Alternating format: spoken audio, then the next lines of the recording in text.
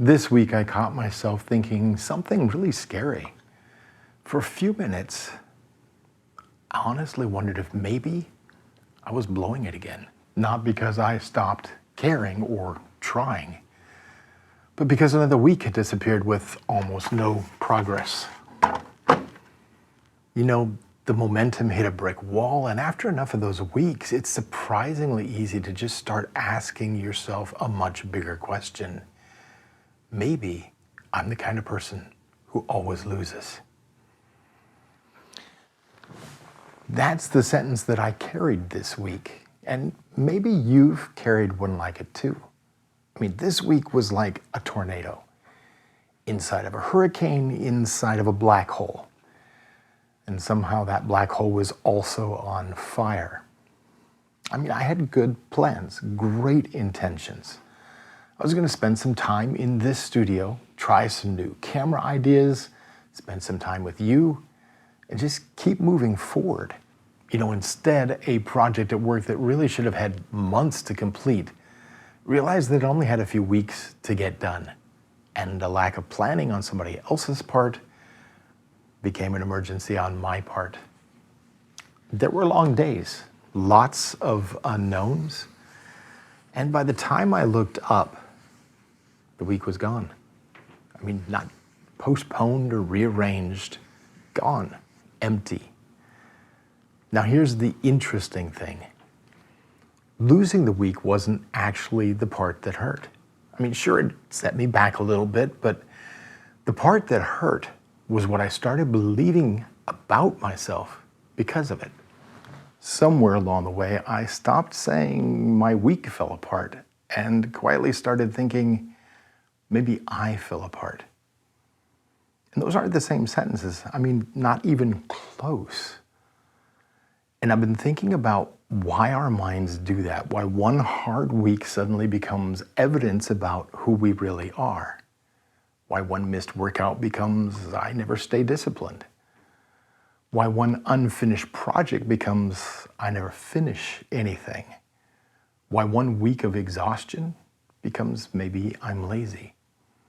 Human erosion has a strange kind of mathematics. One difficult week somehow equals an entire identity. And then something occurred to me. Maybe our brains are trying to explain our entire lives using our worst week. And of course, the story sounds hopeless. I mean, look at the evidence that we're using. We're asking 7 difficult days to explain years of our life. That doesn't feel right, does it? Now, a wrecked week does tell you something. It tells you that life happened. It tells you that something demanded your attention, your energy, your time.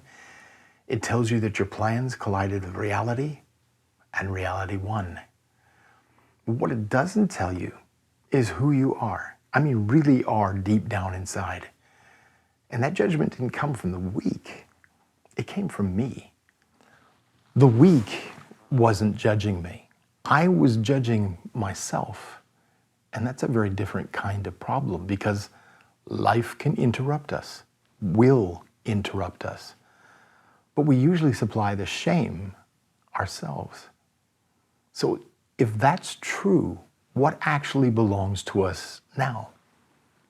Maybe not our schedule. That ship sank. Maybe not our momentum, because that hit a brick wall. Maybe not even our energy today, but one thing still does belong to us. The next choice. Not the next 100, just the next one. And I don't think the way back is catching up. I don't think it's punishing yourself for everything that didn't happen this week. And I definitely don't think it's trying to rebuild your entire life on one heroic Saturday afternoon.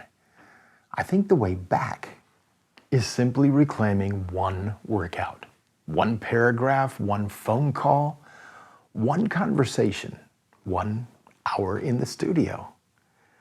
Not because 1 hour changes your entire life or somehow makes everything all right, but because 1 hour creates new evidence in your mind. And evidence says that the interruption happened, but it didn't become my identity. And for me, this is that evidence. Not a perfect comeback, not some dramatic relaunch, just walking back into the studio, turning on the lights, and creating the next piece of work. And here's the beautiful thing. One return leads to another, and then another. Eventually, you stop doubting yourself and start trusting in your ability to return. And that's different, because life is probably going to wreck another week. Honestly, it's probably going to wreck several. But if you learn that you can always come back, those bad weeks stop getting the final word on who you are. So if this week hit you hard too, don't ask what it says about you. Ask what actually happened, because those are very different questions.